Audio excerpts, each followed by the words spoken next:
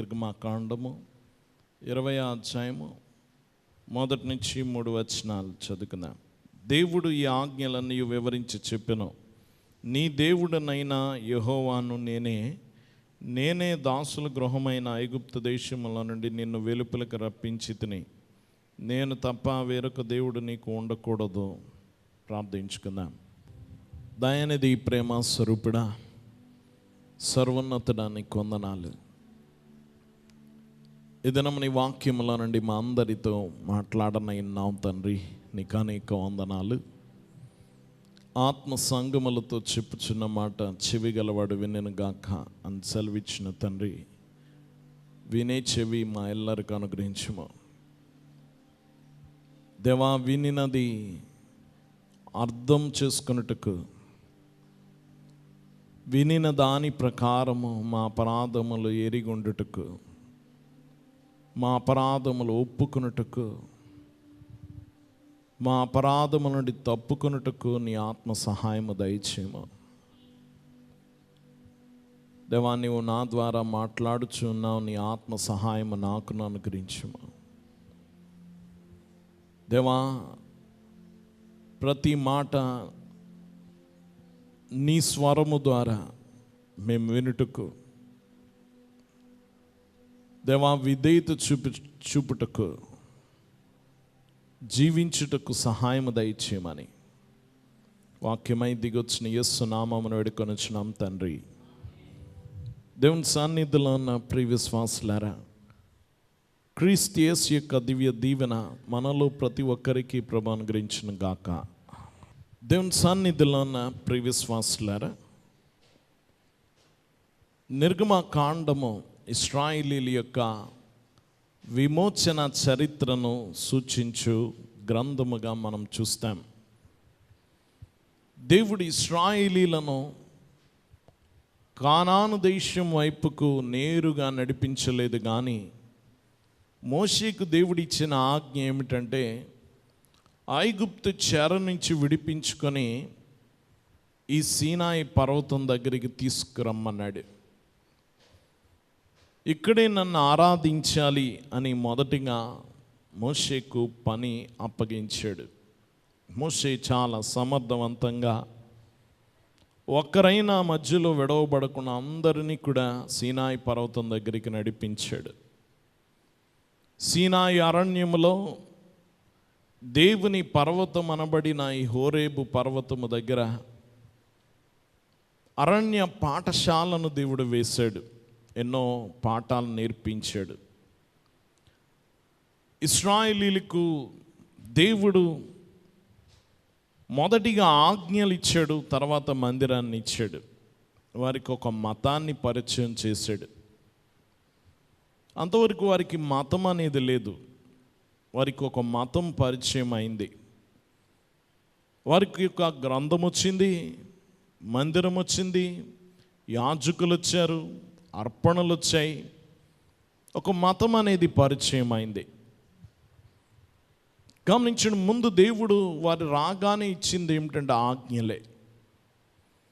వారికి దేవుడు మొదటిగా కనిపించాడు. వారందరూ చూస్తుండగా మోషేకు నల్లటి మేఘములో దిగొచ్చి, మోషే దేవుడు మాట్లాడుకోవడము ఇశ్రాయేలు సర్వ సమాజం విన్నారు చెవులారా. ఆయన మహిమను చూచారు కన్నులారా.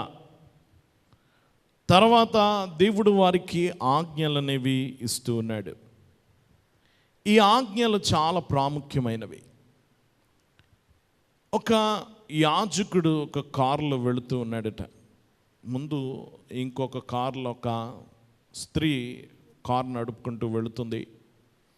వేగముగా వెళుతున్న ఆమె కారు ఒక కారుని తప్పించబోయి అవి పల్టీలు కొడుతూ పక్కకి వెళ్ళిపోతుంటే యాజకుడు హృదయంలో ప్రార్థించుకుంటున్నాడు, ప్రభా, ఏ ఆపద జరగకుండా కాపాడని ఆ కంగారులోనే ప్రార్థన చేసుకుంటూ ఉన్నాడు.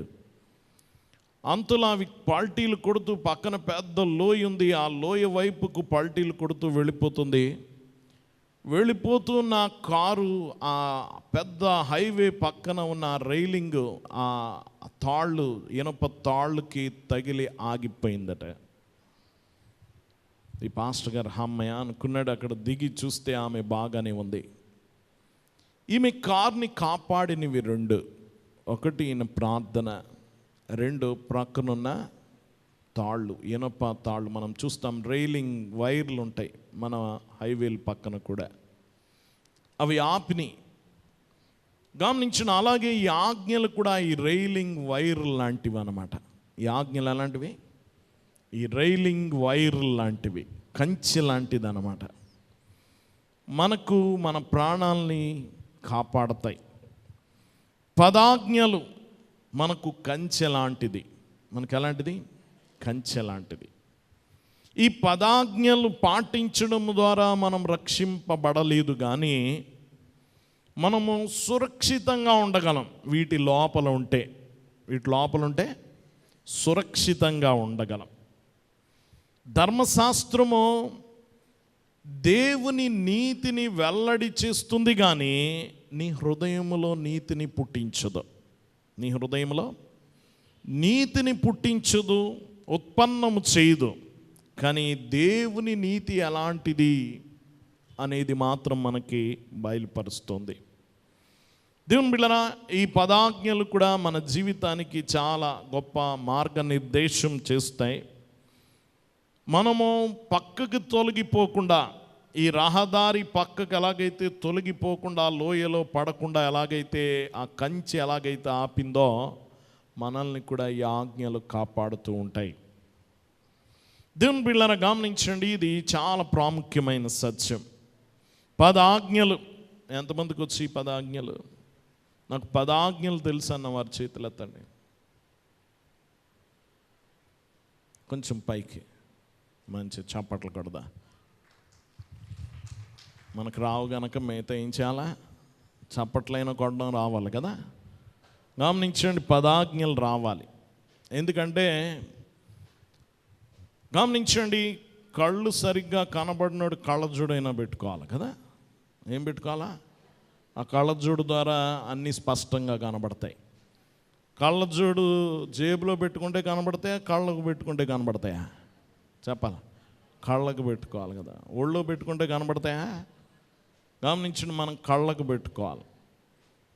ఎప్పుడైతే సైట్ వచ్చిందో సరిగ్గా ఏమి కనబడవు, ఏది గొయ్యి ఏది గొప్పు తెలియదు కనుక కళ్ళజోడు పెట్టుకుంటే అది అన్ని స్పష్టంగా చూపెడుతుంది.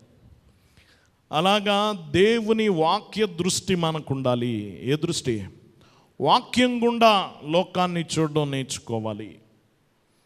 ఈ లోకములో ఏది పాపము, ఏది పరిశుద్ధత, ఏది నీతి, ఏది దుర్నీతి, ఏది అపాయము, ఏది ఉపాయము, ఏది దారి, ఏది పెడదారి అనేది చెప్పేది దేవుని వాక్యమే. దేవుని వాక్యము అందుకనే ఒడిలో కాదు, కంటికి పెట్టుకొని చూడాలి. ఆ వాక్యము గుండా చూస్తేనే మనం సరైన మార్గంలో నడవగలం, సరైన గమ్యానికి చేరగలం.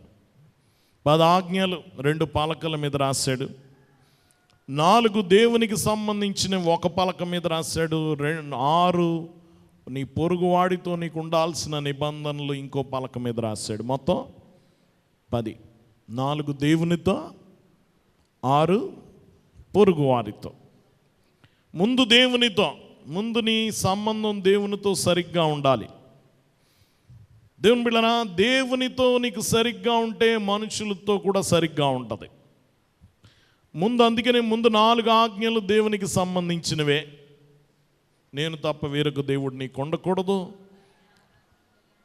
ఏ విగ్రహమో నువ్వు చేసుకోకూడదు, పూజింపకూడదు, సాగిలపడకూడదు, నీ దేవుని నామమును వ్యర్థముగా ఉచ్చరించకూడదు. గమనించండి, విశ్రాంతి దినమును పరిశుద్ధంగా ఆచరించాలి. 4 దేవునితో నీకు ఉండాల్సినవి. 6 ఆజ్ఞలు పొరుగు వానితో, నీ తల్లిదండ్రులను సన్మానించాలి, నరహత్య చేయకు, దొంగలకు, వ్యభిచరించుకో, అబద్ధ సాక్ష్యం పలకకు, పొరుగు వానిది ఆశించకు. 6 ఆజ్ఞలు నీ పొరుగువాడితో. 10 ఆజ్ఞలు కూడా రెండు పలకల మీద రాశాడు. దేవుని ఆజ్ఞలు వేరుగా, పొరుగువాడితో ఉండాల్సిన ఆజ్ఞలు వేరుగా దేవుడు రాశాడు. ఈ 10 ఆజ్ఞల్లో కూడా 2 తేడాలు ఉంటాయి మీరు చూస్తే.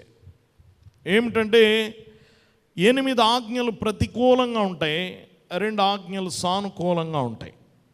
ప్రతికూలంగా అంటే చెప్తాను, గమనించండి. కూడదు, దేవుని బిడ్డలారా గమనించండి. దేవుడు 8 ఆజ్ఞలు ఇచ్చాడు. ఏ దేవుడిని మొక్కకూడదు, గమనించండి. విగ్రహము చేసుకోకూడదు, ఉచ్చరింపకూడదు, ఇంకా నరహత్య చేయకూడదు, వ్యభిచరించకూడదు, పొరుగువాన్ని దాసించకూడదు, దొంగిలకూడదు. 8 ఉన్నాయి. 2 సానుకూలంగా ఉంటాయి. ఏంటో చెప్పండి? 2 సానుకూలంగా ఉంటాయి. కూడదని ఉండదు అక్కడ. 2 ఆజ్ఞలు. నీ తల్లిదండ్రులను సన్మానించుమో, ఇది సానుకూలంగా ఉంది కదా. ఇంకా విశ్రాంతి దినమును పరిశుద్ధంగా ఆచరణ, ఇది కూడా గమనించండి. ప్రతికూలంగా లేదు, సానుకూలంగా ఉంటాయి 2.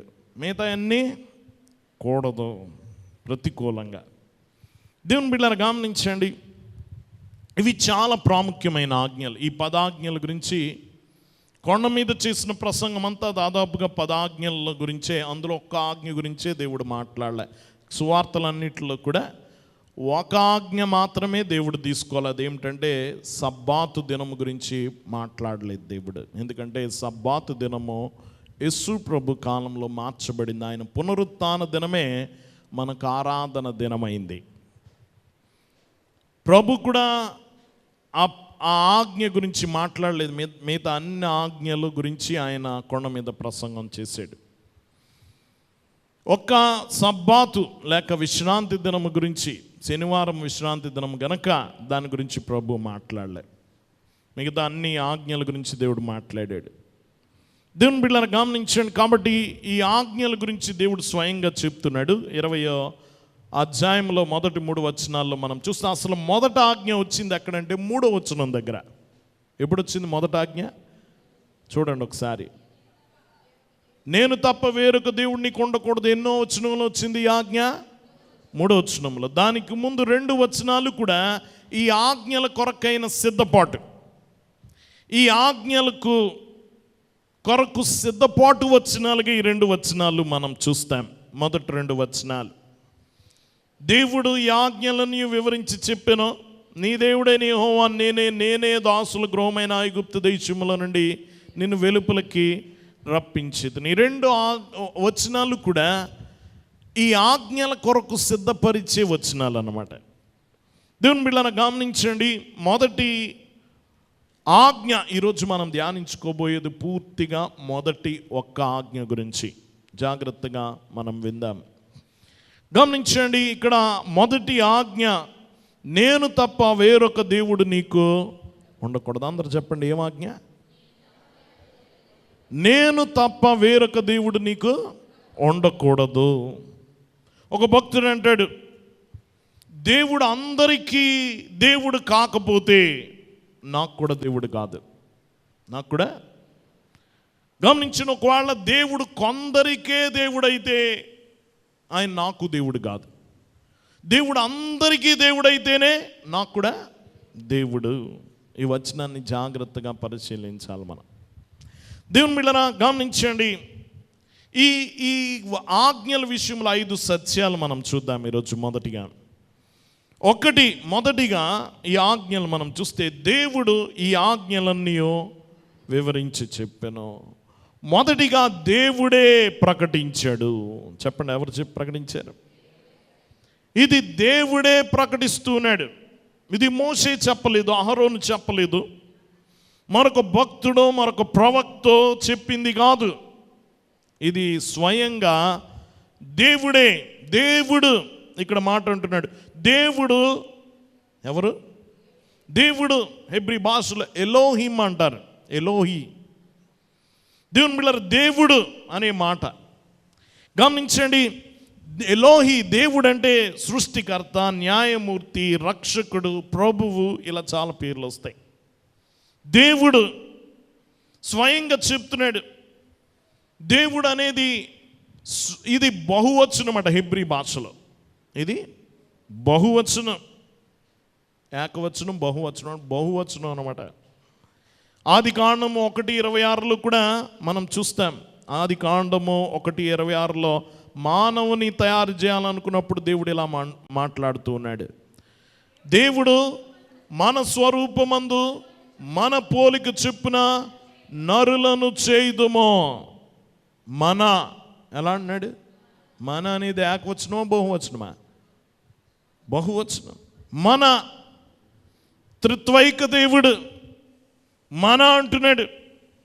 దేవుని బిడ్డలారా, దేవుడు ఇలా మాట్లాడుతున్నాడు బహువచనముతో. వాక్యం వింటున్న వాళ్ళరా, మొదటిగా దేవుడు అంటున్నాడు, ఇదిగో ఈ మాటలన్నీ, ఈ ఆజ్ఞలన్నీ వివరించి చెప్పాడట. దేవుడు ఈ ఆజ్ఞలన్నీ వివరించి చెప్పాడు. ఈ ఆజ్ఞలన్నీ తనను తాను బయలుపరుచుకుంటున్నాడు. ఈ మాటలన్నీ చెప్తున్నాడు. ఆయనే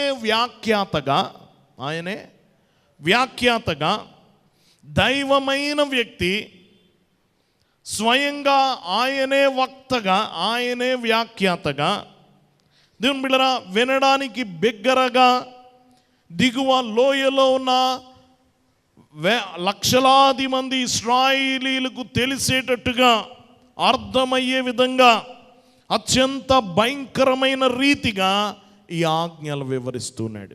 స్వయంగా తన స్వంత స్వరముతో తన స్వంత ఆజ్ఞలను తన స్వంత స్వరముతో వివరించి చెప్తున్నాడు. ఇది చాలా ప్రాధాన్యత. ఇది స్వయంగా ఆజ్ఞలు చెప్తున్నాడు. ఎవరితో చెప్పించడం కాదు, ఆయన దూతో లేకపోతే ఆయన ప్రవక్తో, ఇంకెవరో కాదు, స్వయంగా దేవుడే చెప్తున్నాడు. ఎవరు చెప్తున్నారు? ఇది దేవుడే చెప్తున్నాడు కనుక మరింత శ్రద్ధగాను ఆలకించాలి.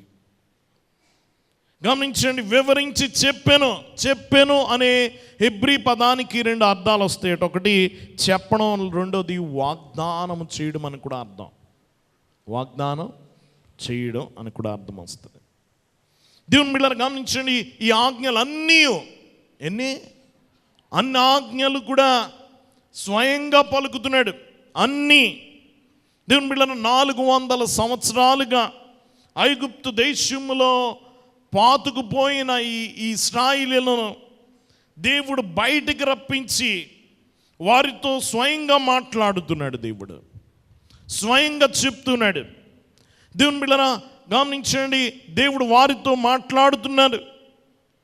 వాక్యం వింటున్న దేవుని స్వరం వారు విన్నారు.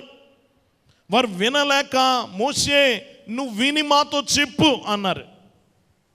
ఒకవేళ దేవుని స్వరం వినకపోతే వీళ్ళు చాలా ఇశ్రాయేలీయులు చాలా తిన్నమైన వాళ్ళు కాదు. వీళ్ళు అన్ని వంకలే. దేవుడు మాట్లాడాడు, ఎవరు మాట్లాడారో అంటాడు. కాబట్టి దేవుని స్వరం వినిపించాడు వారు వినేటట్టు. అందుకనే ద్వితోపదేశ కాండము 4:33 నీవు దేవుని స్వరము అగ్ని మధ్య నుండి మాట్లాడుట వినునట్లు మరి ఏ జనమైనను విని బ్రతికినా, దేవుని స్వరం అగ్నిలో నుండి వినడం ఏ జనాంగమైనా విని బ్రతికిందా? ప్రపంచంలో విని బ్రతికి ఉన్న ఏకైక జనాంగం ఎవరు? ఇశ్రాయేలీలే. దేవుని స్వరం విన్నారు. అందుకనే మొదటికి ఇది దేవుడు ప్రకటించినది. చెప్పండి, ఎవరు ప్రకటించారు? దేవుడే ప్రకటిస్తున్నాడు ఈ ఆజ్ఞలు. రెండోదిగా మనం చూస్తే 2వ వచనంలో నీ దేవుడైన యెహోవాను నేనే, నీ దేవుడైన యెహోవాను. దేవుని బిడ్డలను గమనించండి, నేనే అంటున్నాడు. 3వ అధ్యాయంలో మోషే చెప్తున్నాడు, నీ పేరేంటని అడిగితే నేను ఉన్నవాడను అనువాడనై ఉన్నాను అన్నాడు. ఉన్నవాడను, నేను ఉన్నవాడు. ఎప్పుడున్నాడు? గతంలో ఉన్నాడు, ప్రస్తుతంలో ఉన్నాడు, భవిష్యత్తులో ఉన్నాడు. ఎక్కడున్నాడు? అన్ని చోట్ల ఉన్నాడు. సర్వాంతర్యామి, సర్వకాలములో ఉండేవాడు. కాలం ఆయన్ని పట్టించలేదు. కాలానికి అతీతుడు. ఆయన చేతిలో కాలం ఉంది, కాలము చేతిలో ఆయన లేడు. ఈ యుగములో ఈ దేవుడు, ఈ యుగములో ఈ దేవుడు అని చెప్పడం కాదు. అన్ని యుగాలు ఆయన చేతిలో ఉన్నాయి. ఒక్క దినము 1000 సంవత్సరాలుగా చేయగలడు, 1000 సంవత్సరాలు ఒక్క దినముగా చేయగలడు. కాలం ఆయన చేతిలో ఆడుతుంది. కాలం చేతిలో ఆయన ఆడబడేవాడు కాదు. కాలానికి బయట నిలబడతాడు. కాలం లోపల మనం బ్రతుకుతున్నాం, కానీ కాలమే ఎవరి చేతిలో ఉంది? కాలాలు సమయాలు ఎవరి చేతిలో ఉన్నాయి అన్నాడు? తండ్రి చేతిలో ఉన్నాయి. కాలము చేతిలో ఆయన లేడు. దేవుని బిడ్డలారా గమనించండి, ఇది చాలా ప్రాముఖ్యమైన సత్యము. ఆయన ఉన్నవాడు నేనే అంటున్నాడు. ఇంకా మనం చూస్తే గమనించండి, ఇక్కడ యెహోవా అని పేరు చెప్తున్నాడు. నీ దేవుడైన యెహోవాను నేనే. దేవుని బిడ్డలారా, యెహోవా అనే పేరు చాలా అరుదుగా వాడతారు ఇశ్రాయేలీయులు. అరుదుగా అంటే ఎంత అరుదుగా అంటే, సంవత్సరానికి ఒకసారి ప్రధాన యాజకుడు మాత్రమే లోపల ఆ యొక్క మందిరము లోపల పరిశుద్ధపరిచి ఆ యొక్క రక్తము చమిరినప్పుడు అతి పరిశుద్ధ స్థలంలోకి వెళ్ళినప్పుడు మాత్రమే యెహోవా అనే పేరు బిగ్గరగా చెప్తాడట. మళ్ళీ ఇంకెప్పుడు చెప్పరట. దేవుడు అని వాడతారు. రెండోది ప్రభువు. పాత నిబంధనలు ఎక్కువ దేవుని గురించి చెప్పినప్పుడల్లా ప్రభువు అనే మాట ఉంటుంది. దాదాపుగా పాత నిబంధనలో దేవుడు అని చెప్పడానికి ప్రభు అని వాడిన మాటలు ఎన్నో తెలుసా? 6800 సార్లు వాడాడట ప్రభువు అని. ఎవరి గురించి చెప్పడానికి? దేవుని గురించి చెప్పడానికి. దేవుడు అనే పదము కంటే 3 రెట్లు ప్రభు అనే వాడాడు దేవుని గురించి చెప్పడానికి. దేవుని బిడ్డలారా, అన్నిసార్లు దేవుని పేరు యెహోవా అని కాకుండా ప్రభు అని వాడడం చూస్తాం. యెహోవా అనేది చాలా అరుదుగా వాడే పదం. ఈ యెహోవా అనే పదము ఇశ్రాయేలీయులు ఒక గ్రంథంలో రాయాలంటే ముందు స్నానం చేసి వచ్చి యెహోవా అనే పేరు రాసిన తర్వాత ఆ పేరు రాసిన కలము మళ్ళీ వాడకుండా విరిచి పాడేస్తారట. అంత పరిశుద్ధంగా ఆ పేరును వాడతారు. దేవుని బిడ్డలారా గమనించండి, ఆ పేరు చాలా ప్రత్యేకంగా దాన్ని తీసుకుంటారు. అందుకనే గమనించండి, దేవుడు చాలా శక్తిమంతుడు. ఆ పేరు చాలా మహోన్నతమైనది. ఆయన పేరు స్వయంగా చెప్తున్నాడు, నీ దేవుడైన యెహోవాను నేనే.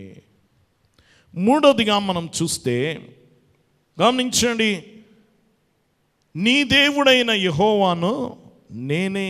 దేవుడు వ్యక్తిగతంగా ఉన్నాడు. దేవుడు స్వకీయమైన వాడిగా ఉన్నాడు. ఎలా ఉన్నాడు? స్వకీయుడు. నీ దేవుడైన యెహోవా నేనే. ఎవరి దేవుడు? మీ అనలే. ఆయన సంబోధిస్తుంది ఒక జనాంగానికి కాదు, వ్యక్తిగతంగా చెప్తున్నాడు. నీ అంటే ఏకవచనం, మీ అంటే బహువచనం. మీ అంట్లే ఏమంటున్నాడు? నీ దేవుడైన యెహోవాను నేనే. దేవుని బిడ్డలారా గమనించండి, నేను తప్ప వేరొక దేవుడు నీకు ఉండకూడదు. ఎవరికి? ఇది మొత్తం సర్వ సమాజానికి కాదు, ఒక్కొక్క వ్యక్తికి చెప్తున్నాడు. ఒక్కొక్క వ్యక్తికి నీ అనే మాట చూస్తాం. 5వ వచనంలో చూడండి, ఎలాగనగా నీ దేవుడైన యెహోవానగు నేను నీ అంటున్నాడు. 7వ వచనం చూడండి, నీ దేవుడైన యెహోవా నామమును. 10వ వచనం చూడండి, 7వ దినమున నీ దేవుడైన యెహోవాకు విశ్రాంతి దినము. 12వ వచనం చూడండి, నీ దేవుడైన యెహోవా నీకు అనుగ్రహించు దేశములో నీవు దీర్ఘాయుష్మంతుడగునట్లు నీ తండ్రిని నీ అనే మాట వాడుతున్నాడు. నీ అంటే అది ఏకవచనం, ఒక్కొక్కడితో చెప్తున్నాడు. నీ దేవుడు. ఎవరి దేవుడు? నీ దేవుడు. ఇది ఎంత గొప్ప భాగ్యమో! ఇది నేను అనుకుంటే చాలదు, నేను అనుకుంటే రాదు, నాకు నేను అనుకోలేను. అది ఆయన ఇచ్చాడు. నీ అనే భాగ్యము. నా దేవుడు. ఎవరి దేవుడు? ఇది అందరూ అనలేదు. చూడండి, ఒక భార్య భర్తని నా భర్త అంటారు. మా అని రాదు కదా, మా ఆయన అనరు, నా ఆయన. ఎవరు భర్త? అది వ్యక్తిగతం. మా పిల్లలు అనొచ్చు, మా తమ్ముడు అనొచ్చు, కానీ నా భర్త, నా భార్య, నా అనేది పూర్తిగా అది ఇంకా అందరూ అనలేరు. గమనించండి, ఎవరైతే సొత్తై ఉన్నారో, ఎవరైతే స్వకీలో వారే అనగలరు. ఇక్కడ ఆ భాగ్యము నా దేవుడని నాకు నేను అనలేను, ఆ భాగ్యం దేవుడు ఇచ్చాడు. నీ దేవుడు అని ఆయన అన్నాడు గనక ఈరోజు నేనేమనగలను? నా దేవుడు, నా స్వకీయమైన దేవుడు. ఎలాంటి దేవుడు? ఈ భాగ్యము దేవుడే స్వయంగా ఇచ్చాడు ఇశ్రాయేలీయులకి. నీ దేవుడైనా అంటున్నాడు. దేవుడు నా సొత్తు, నా స్వకీయము. దేవుడు సర్వశక్తిమంతుడవుగాక, కానీ నా దేవుడు. దేవుడు సర్వాంతరయామ అయి ఉండొచ్చు, కానీ నా దేవుడు. దేవుడు చాలా గంభీరమైన వాడై ఉండొచ్చు, కానీ నా వాడని నేను చెప్పుకోగలను. దేవుని బిడ్డలారా గమనించండి. దేవుడు అంతము లేనివాడు కావచ్చు, కానీ నా సొత్తు నాకు సమీపంగా ఉండగలడు.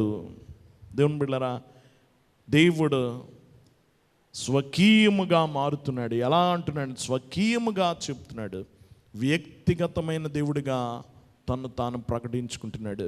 ఈ లోకంలో చాలామంది దేవుళ్ళు ఉండొచ్చు, అంత దూరం నిలబడి చూడొచ్చు, కానీ నీకు చాలా దగ్గరగా వచ్చి నీకు సొంతమైపోయే దేవుడు అని చెప్పుకున్న వారు ఎవరైనా ఉంటే అది కేవలము బైబిల్ దేవుడు మాత్రమే. బైబిల్లో నీకు కనబడిన దేవుడు మాత్రమే నీకు స్వకీయమైన దేవుడు. దేవుని బిడ్డలారా గమనించండి, నా దేవుడు అని చెప్పుకోగలం మనం. ఇది చాలా ప్రాముఖ్యమైనది. అందుకనే నీ దేవుడు వ్యక్తిగతంగా చెప్తున్నాడు. నాలుగోదిగా మనం చూస్తే ఇక్కడ ఒక మాట చెప్తున్నాడు. నీ దేవుడైన యెహోవా నేనే దాసుల గృహమైన ఐగుప్తు దేశములో నుండి నిన్ను వెలుపలకు రప్పించి తిని.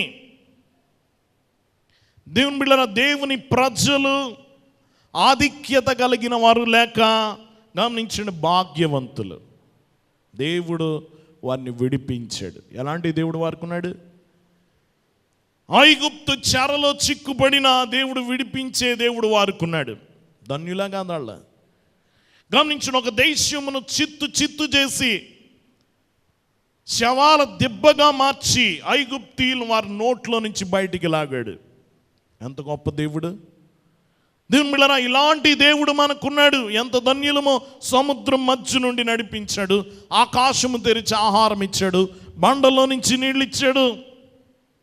ఇలాంటి దేవుడు వారుకున్నాడు. ఎంత ధన్యులు, ఎంత అదృష్టవంతులు మన భాషలో చెప్పాలంటే కదా, ఎంత భాగ్యవంతులు. అందుకని అంటున్నాడు, నేనే దాసుల గృహమైన ఐగుప్తు దేశము నుండి నేను వెలుపలకు రప్పించి తిని. దేవుడు ఎంత కృప కలిగిన వాడో ఒక విషయం మనం ధ్యానం చేయాలి. ఏంటో తెలుసా? గుర్తించాలి. దేవుడు ఆజ్ఞల కంటే ముందు ప్రేమను చూపించాడు. ఏం చూపించాడు? అసలు దేవుడు మోషేను పంపినప్పుడే చెప్పాలి, మోషే ఈ పదాజ్ఞలు ఇచ్చి పంపించి, మోషే ఈ పదాజ్ఞల ప్రకారం నడుచుకుంటానంటేనే వాళ్ళని విడిపిస్తానని చెప్పు అన్నాడా? చెప్పాలి. విడిపించిన తర్వాత ఏమిచ్చాడు? పదాజ్ఞలు ఇచ్చాడు. ఈ యొక్క షరతులు అనమాట. దేవుని బిడ్డలుగా ఉండాలంటే ఈ పదాజ్ఞల ప్రకారం జీవించాలి. దేవుని బిడ్డలు గమనించండి, ప్రభు బిడ్డలుగా ఉండాలంటే ఆయన ప్రకారం చేయాలి. అవునా కదా? ఎవరు ఆయన బిడ్డలు? ఒకసారి ఆయన సహోదరి, ఆయన తల్లి, ఆయన సహోదరులు వచ్చినప్పుడు, నీ తండ్రి, నీ తల్లి, నీ సహోదరులు వచ్చారంటే ఆయన అన్నాడు, ఎవరు నా సహోదరి, ఎవరు నా సహోదరులు?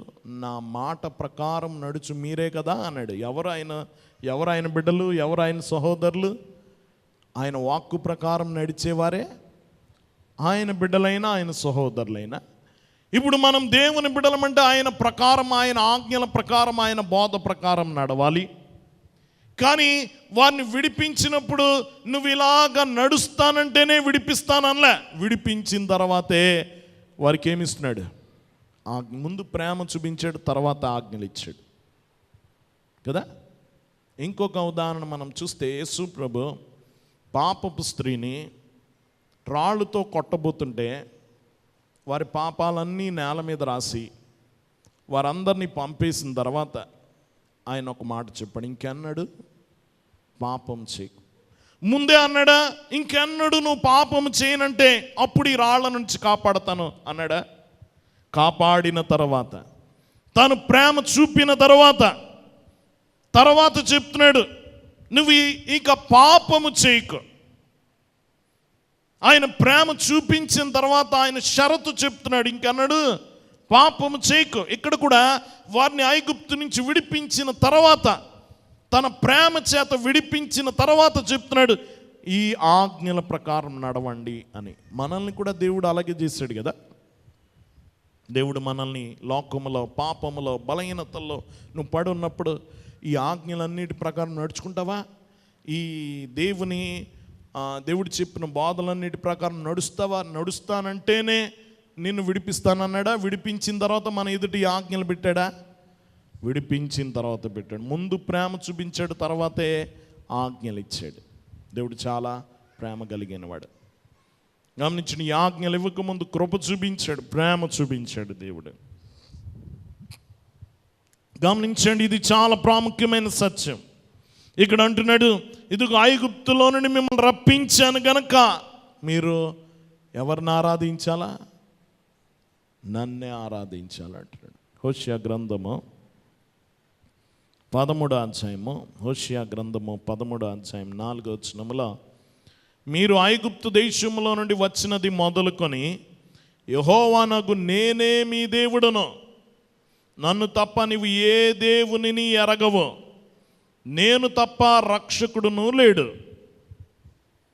గమనించండి, ఎంత చక్కగా చెప్తున్నాడు చూడండి. మీరు ఐగుప్తు దేశం నుండి వచ్చినది మొదలుకొని యెహోవానగు నేనే మీ దేవుడును, మిమ్మల్ని విడిపించాను గనక మీ బాధ్యత నన్నే ఆరాధించాలి. ఎవరిని ఆరాధించాలా? దేవుణ్ణి. గమనించండి, మీ ప్రాణం ఇశ్రాయేలీయుల ఐగుప్తులో నాశనం అయిపోవాలి. ఇప్పుడు దేవుడు వారిని విడిపించాడు. ఇప్పుడు బ్రతుకుతున్న వారి జీవితము దేవుడు ఇచ్చింది. ఎవరిచ్చింది? దేవుడు వారికి ప్రసాదించింది. ఈ జీవితముతో ఎవరిని ఆరాధించాలి? దేవుణ్ణి ఆరాధించు కదా. నీ యజమాని, ఒక దాసుడికి జీతం ఇచ్చాడు. జీతం తీసుకొని ఎవరిని సేవించాలా? చెప్పాలి. ఆ యజమాన్ని సేవించాలి. నిన్ను పోషిస్తున్నాడు,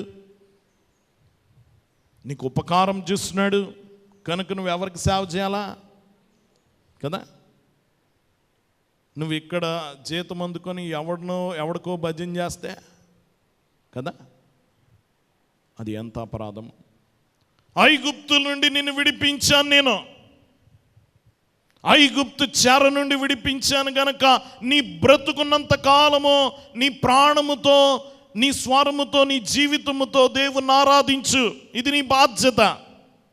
ఈ సృష్టి దేవునిది. ఎవరిది? ఈ శరీరము దేవుడిచ్చింది. దీన్ని నిర్మించిన వాడు ఆయన, దీన్ని పోషిస్తున్నవాడు ఆయన.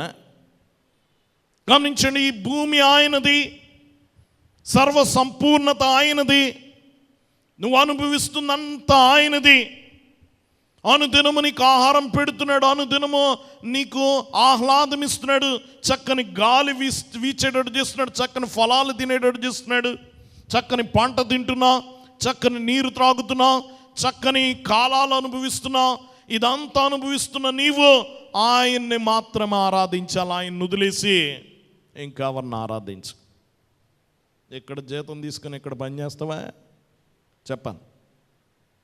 ఇక్కడ జీతం తీసుకొని ఇంకో చోట పని చేస్తావా? గమనించండి,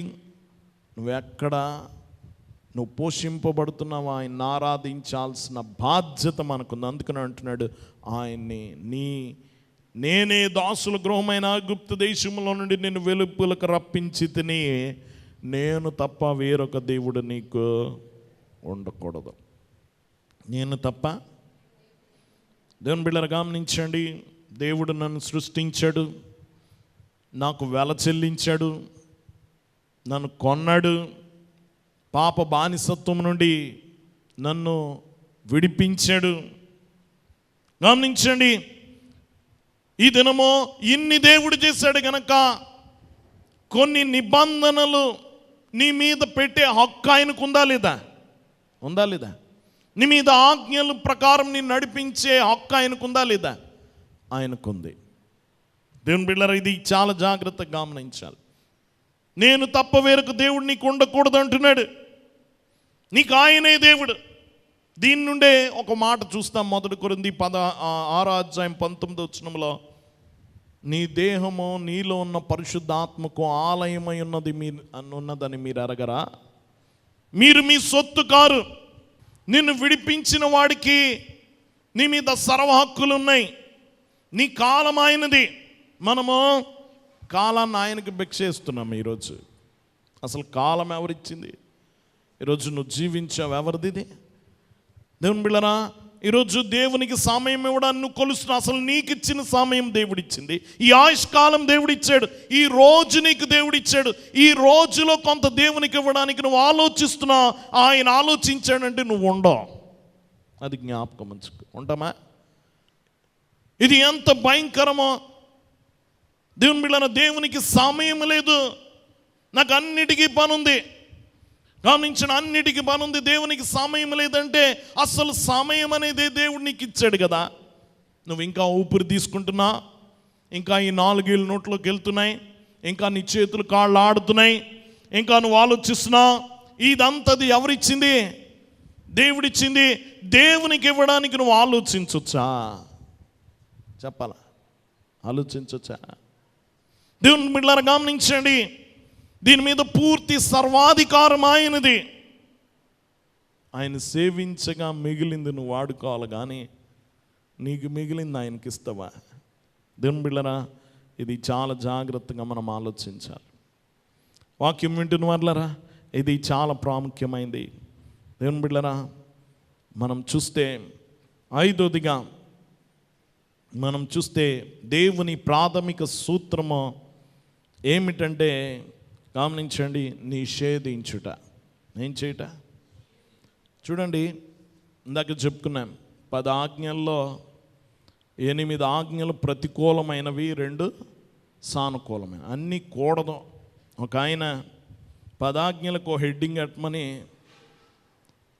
ఆయన క్లాసులో స్టూడెంట్స్ చెప్పి, మంచి హెడ్డింగ్ పెట్టండి వీటికి, 10 ఆజ్ఞలు కాకుండా ఇంకోటి ఏదైనా హెడ్డింగ్ పెట్టమంటే ఒక పిల్లవాడు రాసిచ్చాడట, వద్దు. ఏంటది? వద్దు. ఏంట్రా వద్దు అంటే, వేరే దేవుణ్ణి పూజించొద్దు, వేరే విగ్రహం చేసుకోవద్దు, వ్యర్థంగా ఉచ్చరింపవద్దు కదా, నరహత్య చేయవద్దు అని వద్దే. దేవుని బిడ్డలారా గమనించండి, ఇది చాలా ప్రాముఖ్యమైంది. ఇది ప్రాథమిక సూత్రం. దేవుడు గమనించండి, నిషేధం. నువ్వు వద్దనేది ముందు జ్ఞాపకం చేసుకోవాలి. దేవుడు చూడండి, ఉదాహరణకి ఆదికాండం 2:17 దేవుడు మొదటిగా పలికిన మాట ఆదాము అవ్వలతో చూస్తే 2:17, నీవు నిరభ్యంతరముగా తినవచ్చును, అయితే మంచి చెడ్డల తెలివినిచ్చు వృక్ష ఫలములు తినకూడదు. మొదటి మాటే ఏమంటున్నాడు? వద్దు. ఏం చేయొద్దు? తినవద్దు. ముందే నెగిటివ్గా ఉంది కదా, ఏమని? వద్దు. ఆ తోటలో వాళ్ళు తయారు చేయబడి అంతా కలగజేసిన తర్వాత దేవుడిస్తున్న మొదటి ఆజ్ఞ, నువ్వు దేన్నైనా తిని, ఇది తప్ప, ఇది తప్ప, వద్దు అని చెప్పాడు. దేవుని బిడ్డలారా గమనించండి, ఇది చాలా ప్రాముఖ్యమైనది. ఇక్కడ కూడా వద్దనే అంటున్నాడు. ఏంటట? తినవద్దు. దేవుని బిడ్డలారా, నేను తప్ప వేరొక దేవుడు నీకు ఉండకూడదు. కూడదు అంటున్నాడు. కొన్ని ముందు ఏది చేయకూడదో తెలుసుకోవాలి ముందు దేవుని దగ్గర. చూడండి, మొదటి కీర్తనే దుష్టుల ఆలోచన చొప్పున నడవక, పాపుల మార్గమున నిలవక, అపహాసకులు కూర్చుండు చోటను కూర్చుండక. ఏం చేయకూడదో చెప్పాడు ముందు. తర్వాత చెప్పాడు ఏం చేయాలో. యెహోవా ధర్మశాస్త్రం నందు ఆనందించుచు దివారాత్రం దాన్ని ధ్యానించువాడు. ఆనందించేవాడు ఆనందించాలి, ధ్యానించాలి, చేయాల్సినవి. కానీ ముందేం చెప్పాడు? ఏది కూడదో, ఏది చేయకూడదో. ఇక్కడ కూడా ఏమి కూడదో చెప్తున్నాడు. దేవుని ప్రాథమిక సూత్రం అది, నిషేధించడం. ఏం చేయడం? నీకు తెలియాలి ఏది చేయకూడదో. ఏది చేయకూడదో నువ్వు ముందు తెలుసుకోవాలి. ఎలా ఉండకూడదో నువ్వు తెలుసుకోవాలి దేవునిలో. దేవుని వాక్యం వింటున్న వాళ్ళరా జాగ్రత్త గమనించండి. ఇది నీవు వ్యక్తిగతంగానే చెప్తున్నాడు, ఒక్కొక్కరికి చెప్తున్నాడు. లక్షల మందిలో ఒక్కొక్కరికి చెప్తున్నాడు. నాకు ఇక్కడ అంటున్నాడు, నేను కాక వేరొక దేవుడు నీకు ఉండకూడదు. నేను కాక వేరొక దేవుడు నీకు ఉండకూడదు. ఆయన ముందు, ఆయన ముఖము ముందు, ఆయన స్థానములో నువ్వు ఇంకొకరిని చేర్చకూడదు. దేవుడు అనే పదానికి ఆయన ఒక్కడే సరిపోతాడు. ఆయన ఇంకెవరితో కూడా పంచుకోడు ఆ సీటు. దేవుని బిడ్డలారా గమనించండి, ఇది వ్యక్తిగతం. దేవుడు వ్యక్తిగతమైన ఆజ్ఞిస్తున్నాడు. దేవుడు గమనించండి, బహు దేవతారాధన ఒప్పుకోడు. మనం అలాంటి స్థితిలో నుంచి వచ్చాం. మన దేశంలో బహుదేవతారాధన, ఎక్కువ మంది దేవుళ్ళు కదా, సింగిల్ దేవుడు కాదు, బహుదేవతారాధన. దేవుని బిడ్డలారా గమనించండి, దేవునికి అది కుదరదు. కాబట్టి మనల్ని చాలామంది ప్రతిఘటిస్తారు. మనం నివసించే సమాజంలో మనకి ఎక్కువ విమర్శలు దాని గురించి వస్తాయి. ఎందుకంటే వాళ్ళకి చాలామంది ఉన్నారు, కోట్ల మంది. గమనించండి, కోట్ల మందిలో యేసు ప్రభుని కూడా చేర్చుకుంటారు. ఇన్ని కోట్ల మంది ఉన్నారు, +1 అంతే కదా వాళ్ళు. అందుకని మనల్ని కూడా, మేము అందరినీ మీ దేవుని కూడా ఒప్పుకుంటున్నాం కదా, మీరెందుకు ఒప్పుకోరు అని వాళ్ళు చాలా అభ్యంతర పడుతూ ఉంటారు. గమనించండి, ఎందుకంటే వాళ్ళకి మొదటి నుంచి బహుదేవతారాధన అలవాటు గనక. వాళ్ళకి కులానికో దేవుడున్నాడు, వీధికో దేవుడున్నాడు, క్షేత్రానికో దేవుడున్నాడు, ఇలా చాలా రకాల మంది ఉన్నారు గనక వారు చాలా అలవోకగా ఇంకొకటి కాదు 100 మంది వచ్చిన వాళ్ళు తీసుకోవడానికి వాళ్ళకి అభ్యంతరం ఏం లేదు, ఇప్పటికే కోట్ల మంది ఉన్నారు గనక. కానీ మనమున్న దేవుని మతములో దేవుడు ఒక్కడే ఉంటాడు. ఎంతమంది? ఒక్కడే ఉన్నాడు. ఒక్కడే దేవుడు, ఒంటరిగానే ఉండే ఒక్కడే దేవుడు, ఒక్కడే. ఇంకా ఆయనతో ఇంకెవరితో కూడా పంచుకోడు. కాబట్టి మన సమస్య అది. మనం ఒప్పుకోము, వాళ్ళు స్వీకరించినట్లు మనం స్వీకరించుకోము. వాళ్ళు ఒప్పుకున్నట్టు మనం ఎందుకు ఒప్పుకోమంటే మన దేవునిలో ఒక్కడే దేవుడు, ఆయనతో సమానంగా ఇంకెవరిని దేవుడు అన్న ఒప్పుకోము. దేవుని బిడ్డలారా, తల్లిదండ్రులు దేవుడు అన్న ఒప్పుకోం. మన దగ్గర ఈ కాన్సెప్ట్ లేదు, బహుదేవతారాధన లేదు. మన దగ్గర ఒక్కడే దేవుడు. దేవుని బిడ్డలారా గమనించండి, వాక్యం వింటున్న మన హృదయంలో ఒక్కడే దేవుడు. ఎంతమంది? ఇది బహుదేవతారాధన నిషేధిస్తుంది. దేవుని బిడ్డలారా గమనించండి, ఒక్క దేవుడికే మన భక్తైన, ప్రేమైన, ఆరాధనైన ఒక్క దేవుడికే చెందాలి. భక్తైన, ప్రేమైన, ఆరాధనైన ఒక్క దేవుడికే. ఎందుకంటే ఆయన ఒక్కడే సర్వశక్తిమంతుడు. ఆయన సర్వశక్తిమంతుడు కనుక సంపూర్ణ విధేయత కోరతాడు. దేవుని బిడ్డలారా ఇంకెవరిని అనుమతించడు, ఇంకెవరితో కూడా ఆ సీట్ పంచుకోడు. దేవుని బిడ్డలారా గమనించండి, వాక్యం వింటున్న వాళ్ళరా, దేవుడు ఎల్లప్పుడూ ఏకధర్మవాది, ఒక్కడే ఉంటాడు.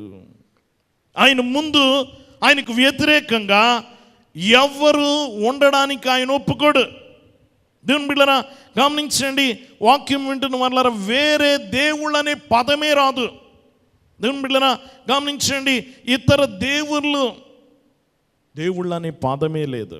దేవుని బిడ్డలారా గమనించండి, ఇతర విగ్రహాలను కానీ దేన్ని తీసుకురాకూడదు అంటున్నాడు. దేవుని బిడ్డలారా గమనించండి, ఆయనకు పోటీ అనేదే లేదు. ఆయన ఒక్కడే, ఆయన ఒక్కడే. దేవుని బిడ్డలారా గమనించండి, వాక్యం వింటున్న వాళ్ళరా, ఒక్కడే, ఆయన మాత్రమే ఆరాధింపదగినవాడు. అందుకనే ప్రభుని అపవాది వచ్చి శోధించినప్పుడు చివరిగా నాకు మృక్కు, నీకు ఈ లోకమంతా ఇచ్చేస్తానన్నప్పుడు ఒకటే మాట అన్నాడు. మత్తయి సువార్త 4:10లో, మత్తయి సువార్త 4వ అధ్యాయము 10వ వచనంలో మనం చూస్తాం. యేసు వానితో, సాతానా పొమ్ము, ప్రభు అయిన నీ దేవునికి మొక్కి ఆయనను మాత్రము ఎవరిని మాత్రము చెప్పాలి? ఆయనను మాత్రము సేవింపాలి. ఆయన మాత్రమే, ఇంకెవరిని మనం సేవించాం. ఆ సాతాన్ని ఇదిగో నాకు మ్రొక్కమన్నప్పుడు ఆయన చెప్పిన మాట అది, దేవునికే మ్రొక్కాలి, ఇంకెవ్వరికి మ్రొక్కమా అన్నాడు. వాక్యంతో ఎదిరించాడు. దేవుని బిడ్డరా, మనం కూడా మన దేవుణ్ణి మాత్రమే మ్రొక్కాలి. తలొంచిన మొక్కిన ఎవరి ముందు? దేవుని ముందే. దేవుని బిడ్డరా గమనించండి, వాక్యం వింటున్న వాళ్ళరా, ఆయన ఎవరితో కూడా పంచుకోడు, ఎవరిని దేవుడుగా అనడం కూడా ఒప్పుకోడు. దేవుని బిడ్డరా గమనించండి, వాక్యం వింటున్న వాళ్ళరా, ఇశ్రాయేలీలు వేరే దేవుళ్ళని ఎందుకు పూజించకూడదు అంటే వేరే దేవుళ్ళు లేరు గనక. వేరే దేవుళ్ళు లేరు గనక. ఈయన గొప్ప దేవుడు, వీళ్ళ చిన్న దేవుళ్ళు కూడా కాదు, అసలు దేవుళ్ళే లేరు. గమనించండి, మనం చూస్తాం విగ్రహాలకు మనం చేయడము, దయ్యాలకే వారు బలులు అర్పిస్తున్నాడు అన్నాడు. ఇతర దేవతలకు బలులు అర్పించడం, ఆ బల్లం మీద తినడం, దయ్యాలకే వారు ఏం చేస్తున్నారు? దేవుళ్ళు అనలే, దేవుళ్ళని ఒప్పుకోలే. ఏమన్నాడు? దయ్యాలే అన్నాడు. దేవుని బిడ్డలారా గమనించండి, వాక్యం వింటున్న వాళ్ళరా, ఇది చాలా ప్రాముఖ్యమైన సత్యం. ఆయన ఒక్కడే దేవుడు. యెషయా గ్రంథం అంతా కూడా అదే మనం చూస్తాం. యెషయా గ్రంథం 44వ అధ్యాయము 8వ వచనం, 44వ అధ్యాయము 8వ వచనం. మీరు వెరవకుడి, భయపడకుడి, పూర్వకాలం నుండి నేను నీకు ఆ సంగతి వినిపించి తెలియజేయలేదా? మీరే నాకు సాక్షులు, నేను తప్ప వేరొక దేవుడున్నాడా? నేను తప్ప ఆశ్రయ దుర్గమేది లేదు, ఉన్నట్టు నేను ఎరగను. దేవుని బిడ్డలారా గమనించి, నేను తప్ప వేరొక దేవుడు ఉన్నాడా? చెప్పాలి, లేడు, ఆయన ఒక్కడే. 45వ అధ్యాయము 5-6 వచనాల్లో, నేను యెహోవాను, మరి ఏ దేవుడును లేడు, నేను తప్ప ఏ దేవుడును లేడు. తూర్పు దిక్కు నుండి పడమటి దిక్కు వరకు నేను తప్ప ఏ దేవుడును లేడని జనులు తెలుసుకున్నట్లు, నీవు నన్ను ఎరగకుండినప్పటికీ నిన్ను సిద్ధపరిచిందని యెహోవాను నేనే, నేను తప్ప మరి ఏ దేవుడును లేడు. 18వ వచనంలో కూడా, ఆకాశములకు సృష్టికర్తయగు యెహోవాయే దేవుడు, ఆయన భూమిని కలగజేసి దాన్ని సిద్ధపరిచి స్థిరపరిచెను. నిరాకారముగా నుండినట్లు ఆయన దాన్ని సృజింపలేదు, నివాస స్థలముగా దాన్ని సృజించెను. ఆయన సెలవిచ్చినదేమనగా, యెహోవాను నేనే, మరి ఏ దేవుడునో లేడు. దేవుని బిడ్డలారా అన్నీ అయ్యే. 21వ వచనము 22వ వచనంలో కూడా చూస్తాం. 21వ వచనం 4, 45, 21, 22. మీ ప్రమాణ వాక్యములో నా సన్నిధిని తెలియచేయడి, జనులు కూడుకొని ఆలోచన చేసుకుందరు గాక. పూర్వకాలము మొదలుకొని ఆ కార్యమును తెలియజేసిన వాడెవడు? చాలా కాలం క్రిందట దాన్ని ప్రకటించిన వాడెవడు? యెహోవానగు నేనే కదా, నేను తప్ప వేరొక దేవుడు లేడు. నేను నీతిపరుడునగు దేవుడును, రక్షించువాడను నేనే, నేను తప్ప మరి ఏ దేవుడును లేడు. భూదిగంత నివాసులారా, నా వైపు తిరిగి రక్షణ పొందుడి, దేవుడను నేనే, మరి ఏ దేవుడను. ఎన్ని మాటలు! మరి ఏ దేవుడను లేడు. గొప్ప దేవుడు అనలే, మరి ఏ దేవుడు లేడు. దేవుని బిడ్డలారా ఈరోజు చాలా ప్రాముఖ్యమైన సత్యం ఇది. వాక్యం వింటున్న వాళ్ళరా, యూదులు ఎందుకు ఇతర దేవుళ్ళని ఆరాధించరంటే, గమనించండి, యెహోవాను కాక వేరొక దేవుణ్ణి ఆరాధించడం అంటే యెహోవా మీద యుద్ధం ప్రకటించడమే. దేవుని మీద యుద్ధం ప్రకటించడమే, ఆయన కోపానికి గురవ్వడమే. నువ్వు ఆయన్ని తప్ప వేరొక దేవుణ్ణి ఆరాధిస్తున్నావంటే నువ్వు నేరుగా ఎవరి మీద యుద్ధం ప్రకటిస్తున్నావు? నీ దేవుని మీద. దేవుని బిడ్డలారా గమనించండి, ఇది చాలా ప్రాముఖ్యమైన విషయం. 42 యెషయా గ్రంథము 42 అధ్యాయము 8వ వచనంలో, యెహోవాను నేనే, ఇదే నా నామము, మరి ఎవనికిని నా మహిమను నేనిచ్చువాడను కాను. నాకు రావలసిన స్తోత్రమును విగ్రహములకు చెందనీయను. ఆయనకు రావాల్సిన స్తోత్రం ఎవరికి చెందనివ్వడట? విగ్రహములకు చెందనివ్వడు. దేవుని బిడ్డలారా గమనించండి, ఇది చాలా ప్రాముఖ్యమైన సత్యము. ఇశ్రాయేలీయులకి దేవుని బిడ్డలారా ఆజ్ఞ మొదటిగా ఇస్తున్నాడు. వారు రాగానే దేవుని నోట నుండి వినే మొదటి ఆజ్ఞ అదే ఉండాలని దేవుడు కోరుకుంటున్నాడు.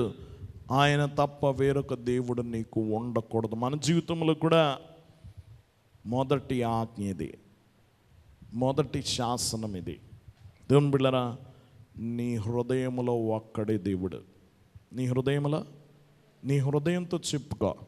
ఎవరితో చెప్పుకో? నీకు ఒక్కడే దేవుడు. ఈ హృదయం, ఒక ఆయన అంటాడు, గొప్ప బైబిల్ పండితుడు ఇలా అంటాడు, హృదయం విగ్రహాల కర్మాగారం అట.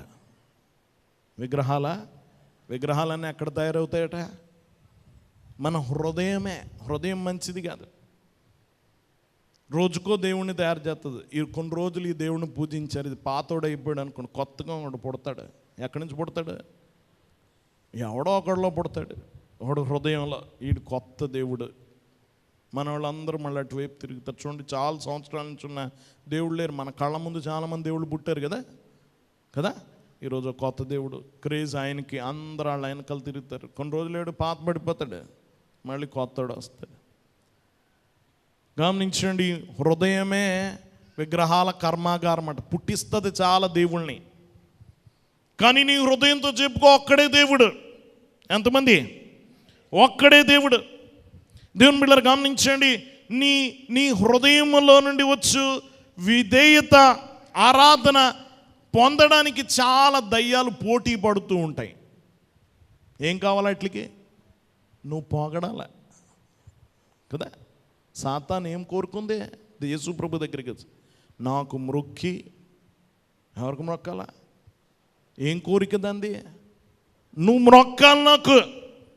ఇలాగ నువ్వు మొక్కాలని చాలా దయ్యాలు వచ్చి నిన్ను పీడిస్తూ ఉంటాయి. నాకు మొక్కు. నీ హృదయ ఆరాధన దేవునికి చెందాలి. అసలు హక్కుదారు ఆయన. ఎందుకంటే నిన్ను పుట్టించాడు. నీలో ఉన్న ఆత్మ ఆయనది, నీలో ఉన్న శరీరం ఆయనది, నీ జీవితం ఆయనది, ఈ భూమి ఆయనది, ఈ చెట్లు ఆయనవి, అన్నీ ఆయనకు నీ కొరకు గమనించిన అన్నీ దారపోస్తుంటే దొంగతనంగా వచ్చి ఎత్తుకుపోవాలని చూస్తాడు సాతాను దొంగవాడు. నీ మహిమ, నీ ఆరాధన దొంగిలించాలనుకుంటాడు. ఆయనకి చెందనివ్వకుండా తస్కరించాలనుకుంటాడు. గమనించండి. కానీ నీ హృదయంతో నువ్వు చెప్పుకో, ఇవన్నీ కలగజేసిన దేవుడు ఒక్కడే, ఆయనకే చెందాలి. నా హృదయ ఆరాధన, నా విధేయత ఎవరికి చెందాలా? ఆయన ఒక్కడికే. దేవుని బిడ్డలు ఇంకెవరితో నువ్వు పంచుకోకు దాన్ని. దేవుని బిడ్డలు గమనించండి, ఈ రోజుకి ఈ దేవతలు చాలామంది ఉన్నారు. చాలామంది మనం కూడా దేవతలను వదిలేసాం. కానీ చాలామంది దేవతలు మనల్ని వెంబడిస్తున్న దేవతలు కూడా ఉంటారు. చాలామంది పాత నిబంధనలో చాలామంది దేవతలు ఉన్నారు కదా. బయలు దేవుడు ఉన్నాడు. ఇశ్రాయేలీలు కానాను దేశం వెళ్ళిన తర్వాత బయలు దేవునికి ఆరాధన చేయడం మొదలుపెట్టారు. బయలు దేనికి దేవుడు అంటే శక్తికి దేవుడట. దేనికి? శక్తి దానికి దేవుడు. చూడండి, ఈ లోకంలో విగ్రహారాధనలు అన్నీ ఒకటి దగ్గర ఉండవు కదా. శక్తి ఒకటి దగ్గర, జ్ఞానం ఒకటి దగ్గర, సంపద ఒకటి దగ్గర, నీటికొకడు, అగ్నికొకడు, గాలికొకడు, అన్ని డిపార్ట్మెంట్లు వేరు. మన దగ్గర అన్నీ ఒక చోటే దొరుకుతాయి. గమనించిన శక్తికి దేవుడు బయలు. ఆ దేవుణ్ణి నిర్వీర్యం చేశాడు ఏలియా కర్మెలు పర్వతం మీద. బయలుదేవుడా, బయలుకు మొక్కండి, యెహోవా దేవుడా, యెహోవాకు మొక్కండి అని తేల్చేశాడు వారి ముందు. నిజ దేవుడు ఎవరో, పైనుండి అగ్ని దిగొచ్చింది, వాళ్ళ ముందు దేవుడు ఎవరో రుజువు చేసుకున్నాడు. ఇప్పటికీ ఈ శక్తి కొరకు నువ్వు ప్రాకులాడుతున్నావా? ఆ దేవుని పూజిస్తున్నావు. రెండోది, ఇంకో దేవుడు ఉన్నాడు, ఇంకో దేవత, అష్టారోతు దేవత. ఈ దేవత ఆనందాన్ని ఇస్తుందట. లైంగిక, గమనించండి, పాపము, వ్యభిచారం, అనైతికత. గమనించండి, ఎన్నో గమనించిన ఆ దేవత చాలా భయంకరంగా ఉంటుందట, నగ్నంగా ఉంటుందట దేవత. ఆ దేవతను పూజిస్తారు దేనికంటే? లైంగిక శక్తి, పాపం చేయడానికి, విగ్రహారాధన, ఆ వ్యభిచారం చేయట, ఇలా చేయిపిస్తుంది, ఆ శక్తినిస్తుంది పాపం చేయడానికి. ఈరోజుకి ఆ దేవతను పూజించే వాళ్ళు ఎంతమందో. కదా.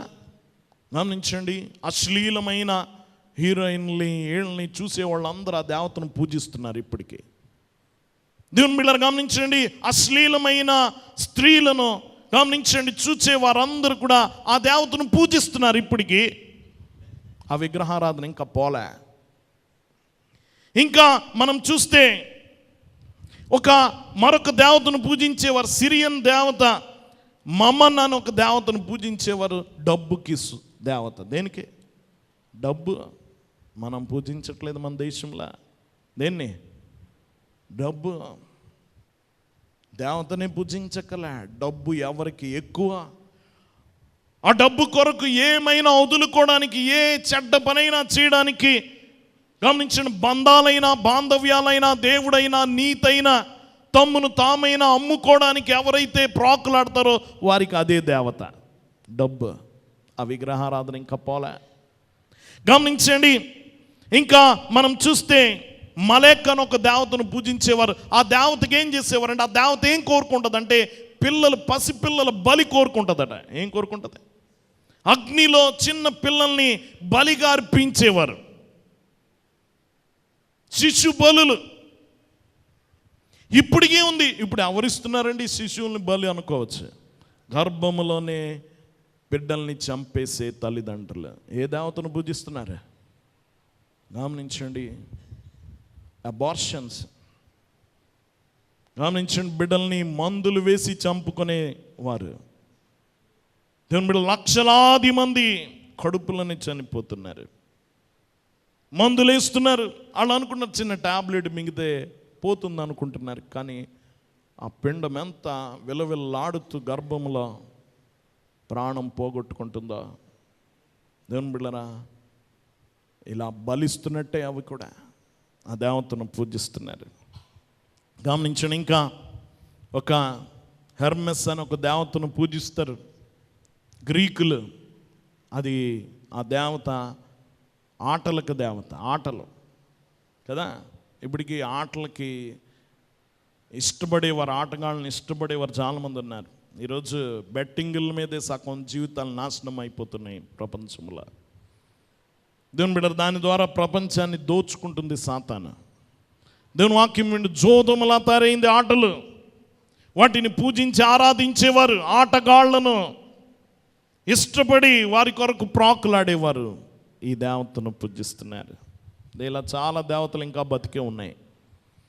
దేవుని వాక్యం వింటున్న వాళ్ళరా జాగ్రత్తగా గమనించండి. ఈరోజు మనం వాటన్నిటిని విడిచిపెట్టాలి. ఆధునిక ప్రపంచంలో చాలా గమనించండి, వ్యభిచారము, ఇంకా సైన్స్, ఇంకా చాలా రకాలైన దేవతలు వచ్చినాయి. వాటిని ఆరాధిస్తున్నారు మనుషులు దేవుని వదిలిపెట్టే. దేవుని వాక్యం వింటున్న వాళ్ళ జాగ్రత్త. ఒక్కడే దేవుడు, ఈ హృదయానికి ఒక్కడే దేవుడు. దేవుని బిడ్డరా, మరి ఇలాంటి విగ్రహాల నుంచి ఎలా బయటపడాలి? దేవుని వాక్యం వింటున్న వాళ్ళ ఎలా బయటపడాలి? మనం చూస్తే ఈ దేవతలను బయటపడలేం. ఈ దేవతలు మనల్ని లోపలికి వచ్చినంత తేలిగ్గా బయటికి వెళ్ళలేవు. మనకంటే బలమైనవి.